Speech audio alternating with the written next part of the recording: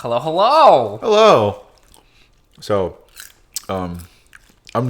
Josh isn't going to. I'm going to apologize for this episode because we're both eating kettle corn.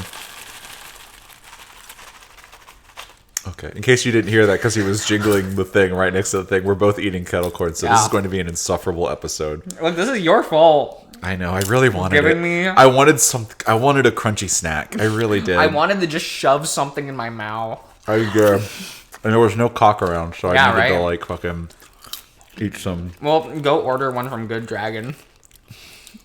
Bad Dragon? Oh yeah, I could order from Good Dragon. Very good. Honestly, I can't even. You can't order a damn thing from Bad Dragon right now. It's been sold out for like the last 2 years. I love how people are just like, oh no, I'm stuck at home. Buy all the sex. Literally though, fucking like all the fucking dildos, all the Ona holes, like everything on that site is sold out.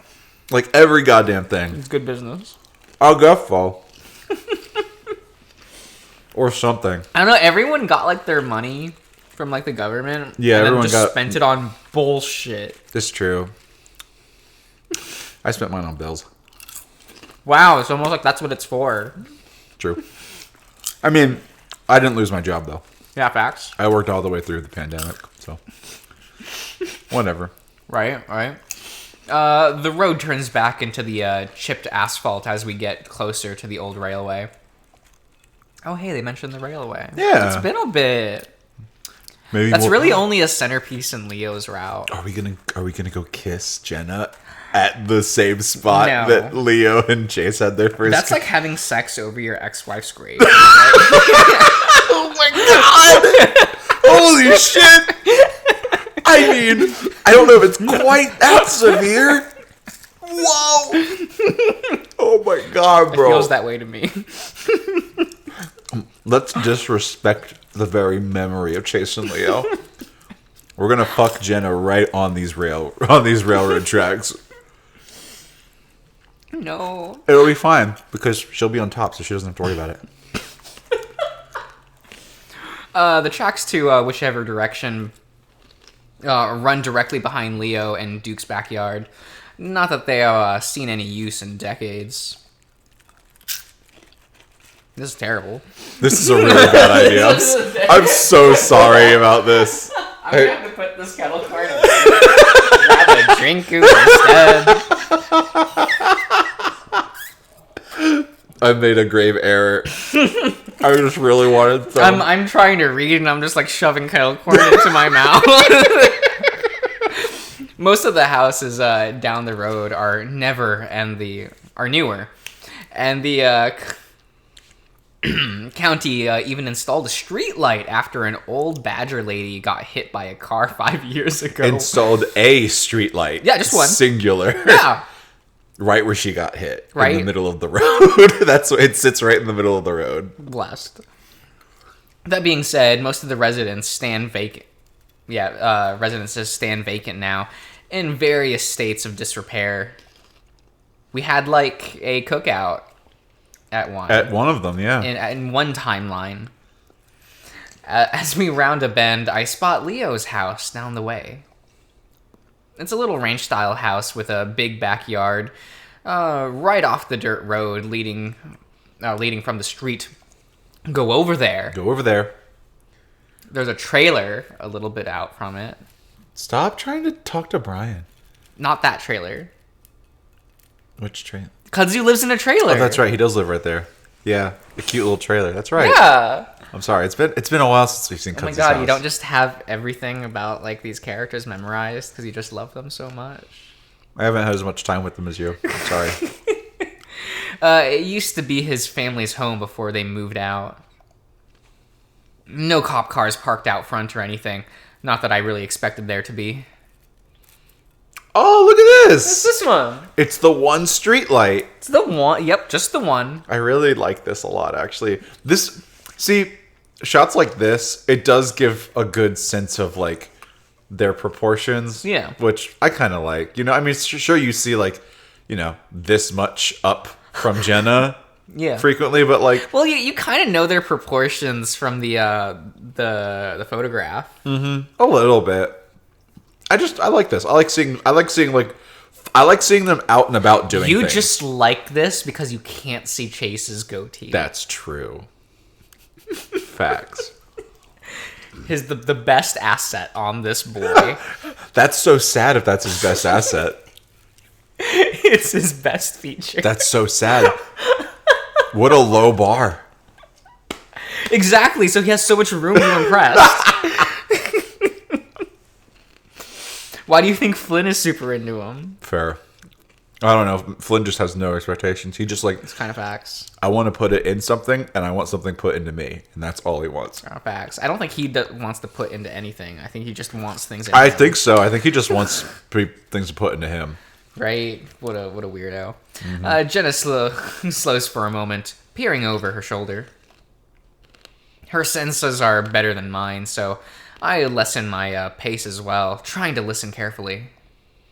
It's dead silent beyond the usual desert ambience, the rustling breeze, the rustle of breeze-swept trees, chirping crickets, and tweets from local night birds. Man, they're just up all night All on night that on social. Twitter. I know, right? I turn back to look at her. What? She frowns to herself. Nothing. Wait, did you hear something? She shakes her head, rubbing her waist as she refocuses her attention back on me. No, just some unexpected nostalgia. I smile some, glad I'm not the only one. Oh, for what? I can't exactly place it. It's just a feeling. Almost sort of like what people call deja vu. Ah. I nod sagely. Okay. Pretending to understand. Jace! he dum-dum. Me dum-dum, horny dum-dum. I mean, I feel like unironically the smartest character might be like TJ. Really? Yeah. Not Jenna? Jenna's too horny. Is she? I mean, sure, she's been a little bit horny, but not like crazy horny. Do you remember how like frisky they got at Carl's house? She was just scratching his head and his That's chin. weird. No, it's not.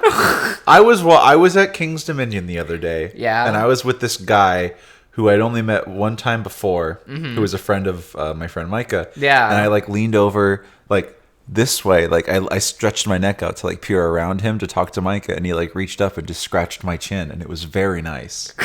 What the fuck? It was excellent. That's gay as fuck. So it was great.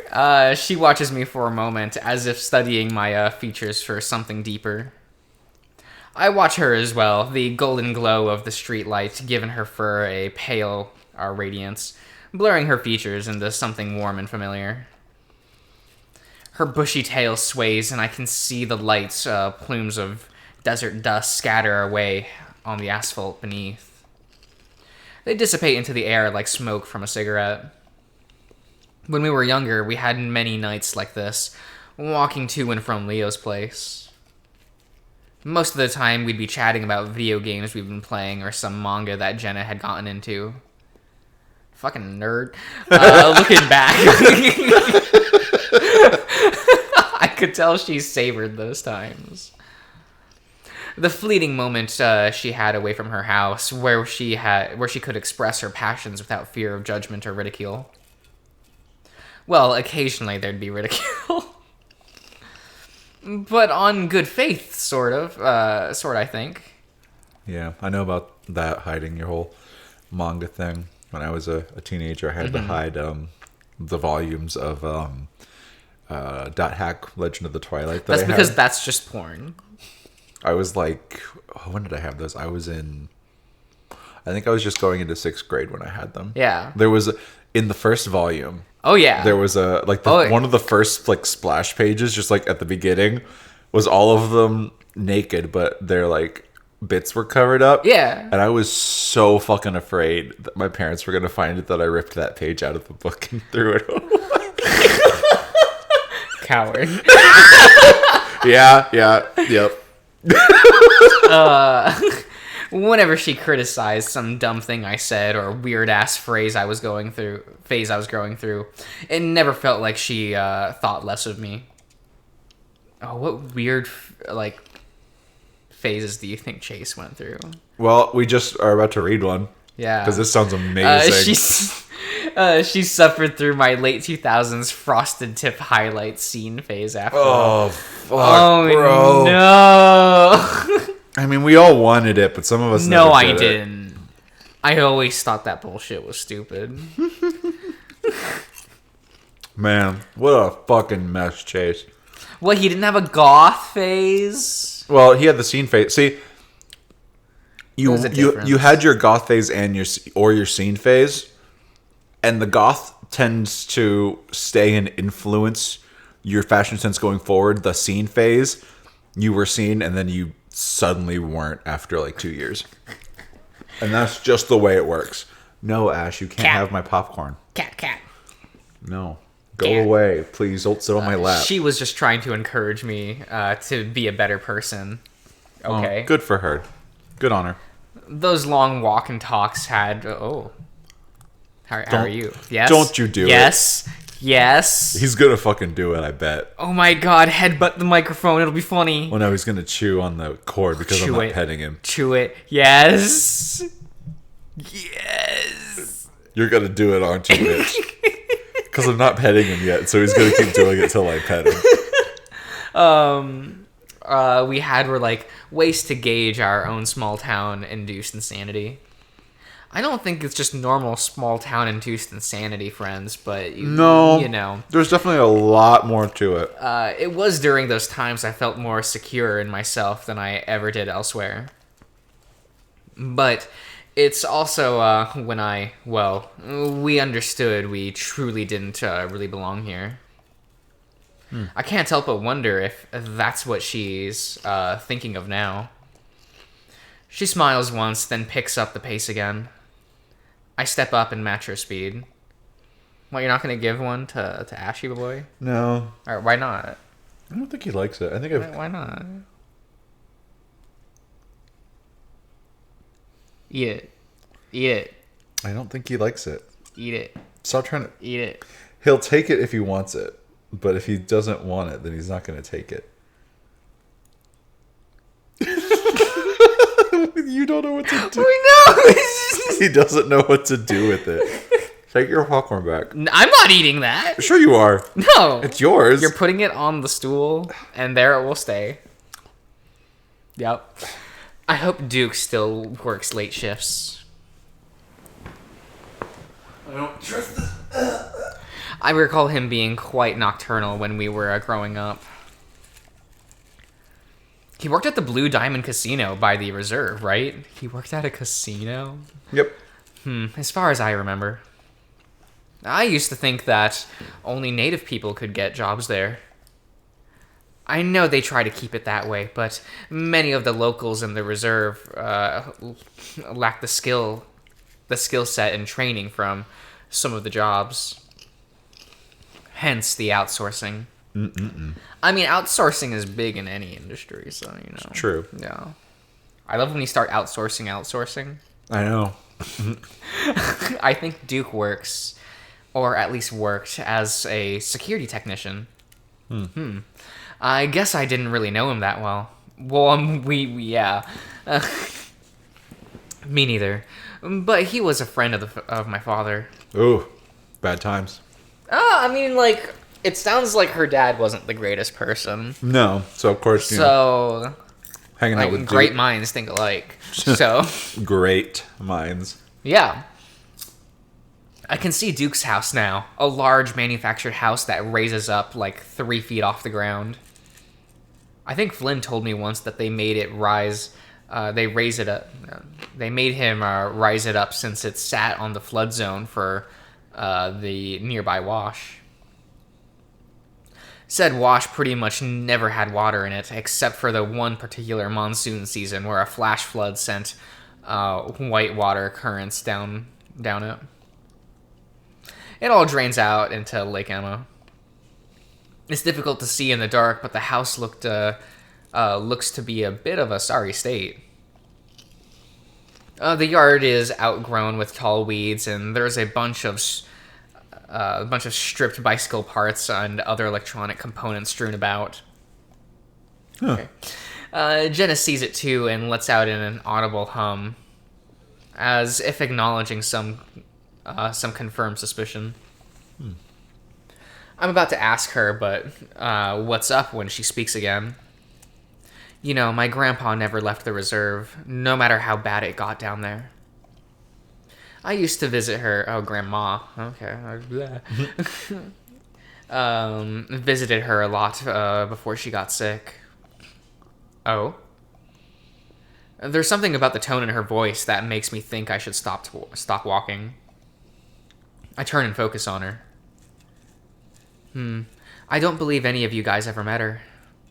She was probably the most down-to-earth member of my family. Despite genuinely believing in a lot of the old spiritual aspects of the Meseta culture. Like rain dances. Jenna gives me a look that makes me immediately regret speaking. Did he eat it? No, but he was like stretching both of his arms under the door. He wants it. I guess. He wants what's behind the door. I guess so. Okay. Immediately regret speaking. My tail curled instinctively. You're thinking of the Pascawa tribe. Pascawa tribe. Clearly, he wasn't just being stereotypically insensitive. Yeah. Clearly thinking of a different tribe. Yes. They're the ones that did the dancing around the bonfire bit that gets attributed to the native culture for some reason. To every native culture for some reason. Right, my bad. I gave her a little thumbs up of understanding. I must look especially scorned because Jenna begins to snicker a little. She reaches over, pushing my thumb down and squeezing my fist. Her grasp is incredibly soft, and I feel myself longing for it again as she lets go. Damn, Chase, that's gay. That's gay! The longing? Gay. Men don't long unless they're gay. There's no longing. Hey, you're a college-educated journalist now. You can't get away with cute ignorance anymore. What do you mean all journalists get away with cute ignorance? Fact. I've got one more year left of that, actually. I say it as a fax defensive. Faux. There's an X there. Yeah, but that's how you pronounce, like say faux fur. Like a fake fur or something. Well, I've never seen that written down. That's how it's written down. Fox defensive. A fox defensive tone that's offensive to her. Well, fine. Fox defensive tone. Damn right. I guess I should hold on to saying cute as long as I can. Oh, that's easy, Chase. All you have to do is lose the goatee. Damn right. What? Damn Oh, come on! I reach up and grab my dyed piece of facial scruff, and a bubbling sensation of self-consciousness burns at my cheeks. Oh, bless it. Jenna laughs so much. I'm kidding. No, you're not. No, you're fucking not. I know Leo isn't a fan of it, though. He told me as much. I mean, he's right, but... I let out a bit of a defensive noise for some reason. That almost kind of stings. Jenna waves dismissively, trying to get back to what she was saying. She seems serious about getting what she has to say off her chest. Anyway, Grandma had all this ham radio equipment in her house.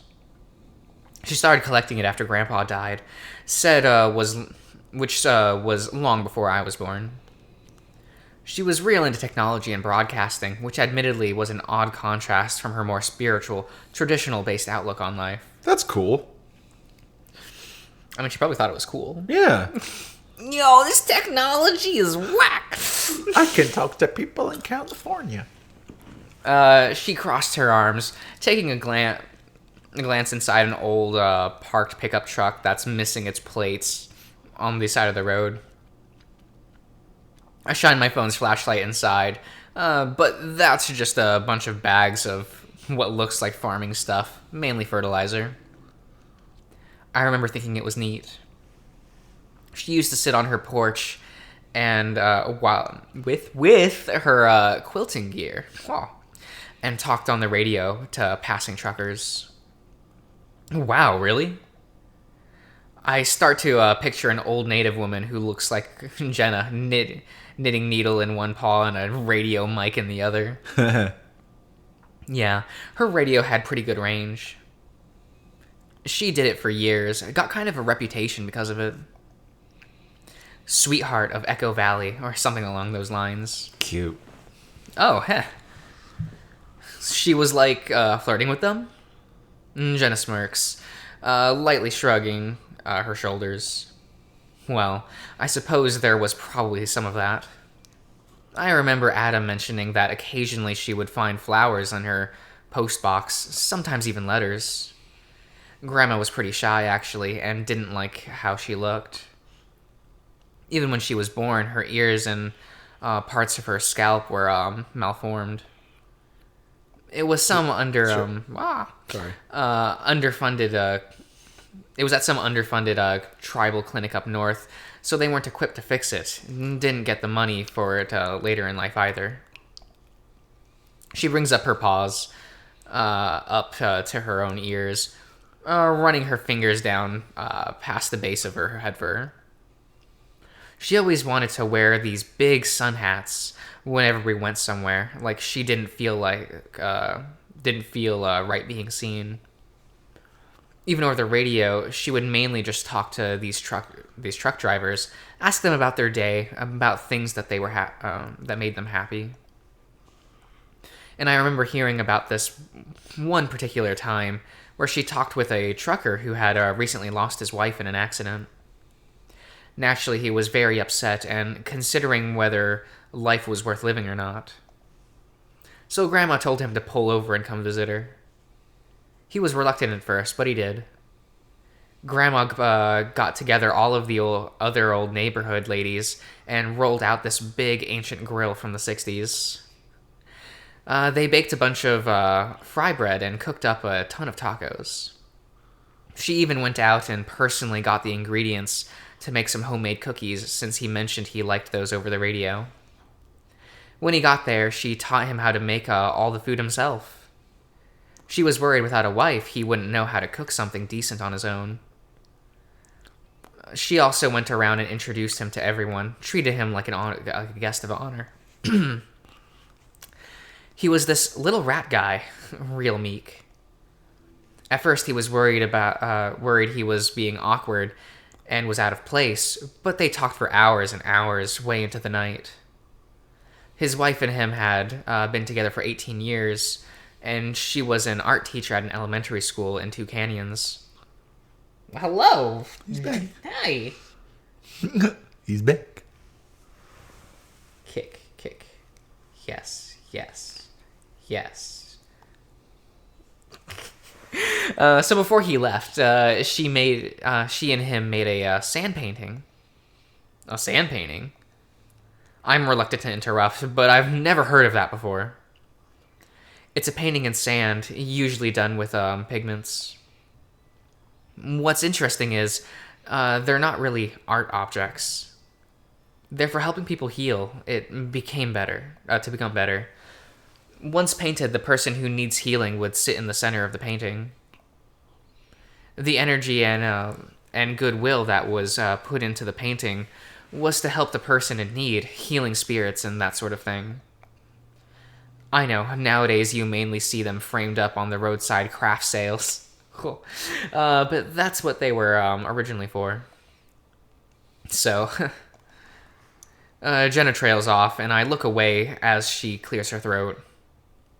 She takes a slow breath, and it takes her just a second to continue. My parents weren't there at Grandma's funeral. It was at some public meeting building out in Peyton for some reason.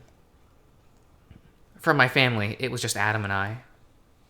Adam? Really? Yes. This was a long while ago, before he started changing. We were nearly a third of the way through the service when the rat guy showed up, and I have to ask Adam who he is. The only person up to the point people were us foxes. After that, I started to notice more non-foxes coming in. Some were literally wearing those stereotypical trucker hats with those holy bits in the back. Of course, half of the people there were really confused who these people were, like maybe they were at the wrong funeral. They just sat in the back, and then Adam went up to speak again. Yes? Yes? Yes. Okay. You needy little bitch. You've been graced Wait. with his tail hitting the microphone. Yes. Now you can never leave, cat. Oh, no. The gentle, nope, you can't leave. She folds her arms tighter across her chest, smiling to herself as her gaze flicks upward. Yes. Yes. I half expected him to knock that bowl I was over. so looking forward to him knocking over the bowl of popcorn. Oh, Do it, Ash. walk away. Do it for me. Walk away, bro. Just walk away. Stop hanging out over there. Go away. You bring this upon yourself. I mean, do I? Yeah. You keep him around. That's true. I do like him. You could just lock him in a room. I don't think he'd tear up things Well, that's why you leave some toilet paper out to keep him distracted. for him to tear up. Yeah. Oh, God. Adam stuttered his way through his speech, but at the end of it, he started inviting up the new arrivals in the back. A lot of them were fairly gruff-looking guys, you know. And one by one, they get up and start reading letters. She pauses again. Letters thanking her for being so kind, for giving them someone to talk to about their problems, or just being so witty and fun to speak to. The rat guy, God, I wish I remember his name, went up last, and his letter addressed to Grandma like she was still with us. He talked about how he was doing, how tough things were after what happened. He mentioned his wife by name and how losing someone so good and special can make it feel like the world had become so much darker. But how it's always important to remember that there are still good people out there, even if they're just someone who can lend an ear for a while. And it felt like he was actually talking to us about Grandma. I thought about that a lot when I know Adam passed. About how maybe it wasn't just a chemical imbalance, and perhaps he just needed someone to talk to. She keeps her arms still tied over her torso, though it looks more now like embracing measure. A far cry from her usual standoffish posturing. I also thought about how you're so goddamn alone out here. And she gestures with both arms to her surroundings. I peer down at myself, then back to Jenna. She lets out a little noise that sounds like a quick sigh before shaking her head. Not you specifically, but rather everyone's stuck in this place. Like some loser named Samuel. What a loser. What is it with Echo and taking away everything that's good? She looks at me now, but I might as well be a brick wall with how equipped I am to answer that question. It feels almost rhetorical in nature, something with so many reasons that you could apply, that it becomes simply too much to try to make into words. I sheepishly hold up an arm. Would it be too patronizing to try the stereotypical guy thing to reach out to her now? Yes. It's a moment of vulnerability from someone who's cultivated a life's worth of being invulnerable. Yeah, okay. I suppose we're all got heavy shit under the surface. Jenna probably most of all. And while most of us sort of downplay it jokes, self-deprecation or lashing out at others, and Jenna's always kept it under said surface. Seeing this all brought to light feels like something raw, uncomfortable, something understood to be immovable being moved. I look past Jenna to the wash. Like the desert flooding. I exhale, looking back down to her. I can feel my mind going blank, like it did all earlier. Her expression indiscernible, but she's still looking at me. Ah. Oh no. Another decision. Why are there so many here? I don't like this. This is the... Okay. Okay. This town breaks people. I don't know how to answer that. We kept each other sane. Yeah. And you don't remember what you picked. No. Damn it! I don't want the bad ending. Actually, I do remember which one I picked. What'd you pick? You can pick yourself. Fuck you. I mean, you know. It's just... Oh, the non-committal answer? Is that the... Oh, I don't know how to answer that non-committal. We're besties. We kept each other sane. We're besties. I was really fortunate growing up. I had a boyfriend I loved, a group of friends who supported me, and a family who gave a shit. And I'm not like the world's most mentally healthy person, you know. I see a completely alternate timeline where I'm just like the rest of the people, like the rest of the guys in Tetanus Alley, or worse. I rub the back of my neck sheepishly. I'm not good at making these reassuring speeches, but this is all stuff I've admittedly thought about before. That rat guy was right. Having someone around who gives a damn means the world. And isolating yourself from said world isn't how you make yourself better. It's the opposite. And for keeping me sane, I do think I kind of have you thank for that. I have you to thank for that. Yeah, that's... in some part. My voice cracks, and I try to cover it with a cough. Smooth. Thank you, Chase. Jenna smiles lightly. That's actually rather beautiful. Thank you. Thought of it myself. Has this been on your mind for a while? Nope. I shrug. Lately, at least. Well, I'd like to think that his and your sentiments are true. If we have time, I might stop by to see Jeremy. Oh. Look at that. When I talked to him, he sounded like he wouldn't mind seeing you again. Jenna chuckled briefly. It's strange, isn't it? The notion of you talking to him now, as adults. As kids, we were all so at odds over truly stupid things. I suppose I'm curious whether he's grown up as well. I guess we'll see. I mean, yeah, he's all grown up selling drugs. Yep, the grown-up thing to do. Jenna raises a brow. Maybe, I mean.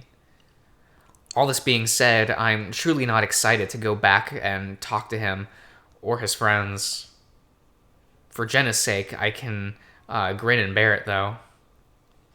I guess I have to ask, what made you think of this? I mean, the story about your grandmother. Was it just about the tech stuff and the reservation? Jenna ponders this question for a moment, looking a little bit more like her usual self. However, there's still a slight unnerving tinge to her, like her tale has been extra bit of bristle to it. I suppose that's what got me thinking about her. Though I started thinking about this all earlier. Oh? Up ahead, the screen door on the side of Duke's house flings open. A familiar ash-colored figure peers out, attention focused on us. What are you two doing? Sex and drugs. Yes. He calls out to us, having to shout since we're nearly 3 properties down. At Pueblo, I'd cringe at the idea of someone shouting at this late in the neighborhood. However, most of these houses are long since abandoned. Jen and I exchanged a look, before making our way closer to respond. Hey, look, is this background? Yeah. Familiar. Yeah, right? The lanky weasel is certainly looking rough around the edges than I remember. The old man taking slow steps into the overgrown front yard. Of course, he's got his gun on him, his paw gingerly clutching it while the other brandishes a cigarette. Naturally. Man, that's a look, though. It is a look. Or at least I think it's a cigarette. Real late for a stroll. Yeah, but it's a lovely evening, Duke. It is. What are you gonna do, Duke? Fuck you. I mean, he could punch you in the face or shoot you. He could shoot you. Really could do that. He mumbles. I mean, he's brave enough to punch a bear. Yeah. I mean, sure, that bear is like... Gigantic. Well, I mean, this is Devin. Oh, Devin, yeah. Yeah. Devin's a big softie, though. Yeah. Devin's a cuddly boy. Also, yeah, it is like fucking 3:30 in the morning. Why are you awake, Duke? He's old. That means he went to bed at like 7:30 at night and woke up 2 hours later. That's true. Gotta squeeze all the time you got left, right? Almost every old person I know is like by like 3 or 4 in the morning, and I'm like, what the fuck? And then they go to sleep by, like when sundown happens, and I'm like, that's not even 8 hours of sleep. What are you doing, you old people? Like, what? Incredible. Absolutely amazing. Right? I'm just shoving my face full of popcorn at the moment. You gotta get a little bit in. It's fine. It's fine. I sat here and quietly munched on mine. Nobody heard me, right?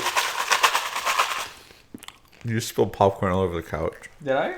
A little bit. A little bit. Oh, you know. Look, you knew this was going to happen. I really didn't. Now I know better than to give you popcorn. Look. That's fine. Is it fine? That's fine. Okay. Duke. Hi, good morning. It's Jenna. Okay. Is that Chase with you? That's probably a good sign. Oh, yeah. Great sign. I hold up my paw and wave. Hi. It is. Where's your fuckboy? Duke takes a drag of his fat cigarette, and I see some embers fling about as he taps the end. In my mind, I imagine one of those little speckles of fire catching on the untrimmed grass beneath, setting everything ablaze. You'd love to see that. Is it dry enough for that to happen? I knew it. What Leo's been saying is true. He was seeing shit as well. Confronted him about it, and he got a wild look in his eyes, pushed me to the dirt. But here you are, in the flesh, and talking this time. Yep. I give him a befuddled look.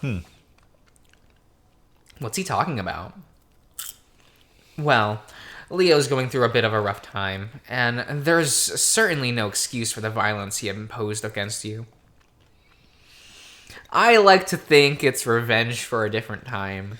You know, just kind of... A different time, a different place. Different place, you know. You can ask Flynn about it. For sure. However, we did see you at Carl's house, and you might have heard that he's gone missing. What good timing for your arrival then, Jasmine? It's Jenna now, but that's besides the point. His bloodshot eyes shift from me to her, and that makes me even more uneasy. Have you seen Carl since last night? Duke clicks his tongue, shaking his head more times than he really needs to. I don't think you're investigating the right mystery here. Jenna raises an eyebrow. He points a swollen pink finger in my direction, still looking at Jenna. The real question is, why has your friend here been snooping around our houses here for the past month? What? Jenna furrows her brow, a light sigh escaping from beneath her lips. I don't know what... I feel her hand discreetly reach over and squeeze my side. Hold on, Chase. She mutters, reinforcing her attention back on the weasel. Duke, please focus on me for a moment. Listen to the words I am saying. Wow, you're just talking to him as if he's a crazy person. I know, right? She's being assertive. The true top that she is. No, remember Leo was talking like that to TJ. Yeah. Yeah, true. But, you know, this is different. No, you know. Duke is at least, like, moderately sane. I mean... Duke's the kind of person who will, for shits and giggles, remove the car batteries from someone's car and be like, guess you're stuck here.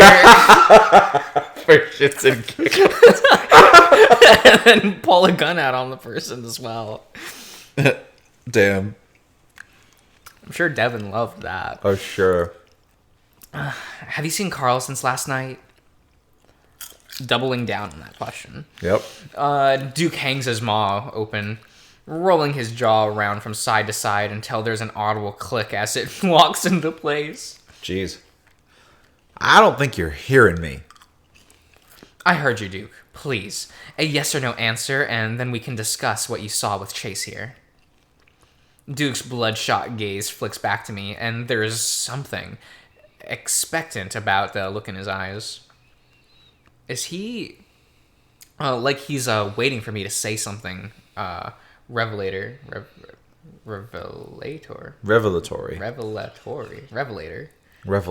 Yeah. Double revelator. Yeah. Guilty Gear Xrd Xrd Revelator. Turbo Edition. X2.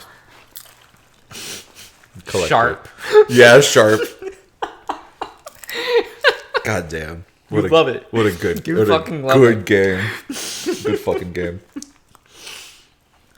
I have no clue what he's talking about, though, and Jenna doesn't seem to want to give him an inch of leeway to change the topic of conversation. I see his teeth grit past his thin lips. Despite the intensity he's putting off, he looks kind of distracted. Like we're only getting about 3/4 of his attention. Maybe it wasn't quite you though, was it? Huh. I mean, he's putting some things together. You got that ugly ass goatee now when you didn't have that when you stopped by last time. He grew it fast. No, it doesn't. No, it doesn't work. Well, so the way it comes across as me when it comes to Chase's goatee, Yeah. he dyes that. He lets the hair grow out and then dyes it because Yes. it doesn't grow in as a different. That makes sense to me now. Like They mentioned that at the beginning of the game. I know, I never That thought he dyes it. I know, I didn't think about it. But like, does Carl's beard grow in like a regular beard? Yeah. That's weird. Well, I guess because he's a goat. Yeah. Which is they do. the way they do. Yeah. But they grow in the same. They don't grow in like his is like brown, like a regular person's beard. Yeah. It's Carl. I guess, but Maybe he dyes it. yeah, I guess Maybe he just be like that. maybe I don't know. You don't remember like way at the beginning of the game where Leo was like, "Do you actually dye that?" That seems like a lot of work for such a little thing. Yeah, I don't remember that, but them talking about how he dyed it. You don't have every single line of dialogue that Leo has ever No, said. I couldn't recite all of Leo's dialogue from memory. I don't go back and replay these in my spare time like you do. Well, I don't do that. Uh-huh. That's why I just have all those screenshots saved. True. You can just look at them and longingly. Right? His voice is strained and quiet. The weasel scratching his inner thigh. Okay, then. Yeah, right? I didn't see the Ram boy or his little rich parents. They're off on vacation. Yeah, who cares? Also, that's still not a yes or no. Yeah, it is. He said he did not see them. That's a no. Yes. But Not- she said yes or no specifically. She didn't need his life story. I guess. Okay, thank you. Chase. Oh, I only got here on Saturday. I wasn't here before that. There's only really one other otter in town, as far as I know, and he probably weighs 150 pounds more than me. I thought he was just going to say 150, and I'm like, Chase, you weigh 150. Like wet. Didn't he always? True. So I don't really know what else it could be. Duke just glares in response to that, and I can't help but drift my gaze to the gun he's holding so idly in his grasp. I think he notices as I see his fingers clutch around the base of the a little tighter. Okay, thank you, Duke. It's really good to see you again. If you have time, keep an eye out for him. Okay, we can't seem to track him down. He's right there. He points to me. No, I'm referring to Carl. Carl's not here. Right. We're going to go look around some more and knock on a few doors once sun's up. You take care, all right? Before I can as much as raise my paw as in farewell, Jenna's already turned and making her way out down the street.